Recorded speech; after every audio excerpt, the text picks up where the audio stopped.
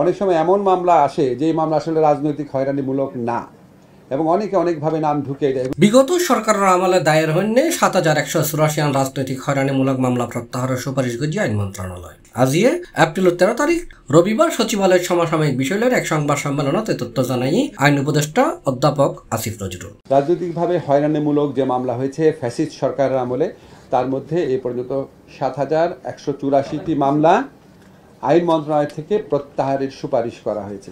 আইন উপদেষ্টা হয়ে এখন পর্যন্ত রাজনৈতিক হয়রানিমূলক ৭,১৮৪ মামলা প্রত্যাহারের সুপারিশ করাই অনেক যাচাই বাছাই করে মামলা প্রত্যাহারের খাসান করার বর্তমান সরকারের মেয়াদে ৭০-৮০ মামলা প্রত্যাহার করা সম্ভব হবে। বাকি রাজনৈতিক সরকার আইলেই তারা করিব। প্রতিনিয়ত আমাদের আইন মন্ত্রণালয়ের কর্মকর্তা এবং স্বরাষ্ট্র মন্ত্রণালয়ের কর্মকর্তারা ওনারা প্রতিনিয়ত এটা আপনার খতিয়ে দেখছেন, অনেক কাগজপত্র ডিল করতে হয়। এই সময় ডাহার শীর্ষ সন্ত্রাসী সুইডেন আসলাম সহ দাগি অপরাধীর জামিন মুক্তির বিষয়ে আইন উপদেষ্টা হয়ে তারার বোধকে বিগত সরকারের সময় জামিন ফাইল, কিন্তু তারা হয়তো ডরে বাইর নয় সরকার পরিবর্তনের পর দ্রুত জামিনে বাইরে যাবে। এছাড়া মাগুরা শিশু আচিয়া ধর্ষণ মামলার চার্জশিট আজ রোববারে দাখিল হবে বলে জানাই আইন উপদেষ্টা। তিনি হয়ে ৯০ দিনের মধ্যে মামলার বিচার হাত শেষ হবে। কিছু সন্ত্রাসী আগেই জামিন পেয়েছিল। এই যে সুইডেন আসলাম যে মুক্তি পেল, তাকে কে জামিন দিয়েছে?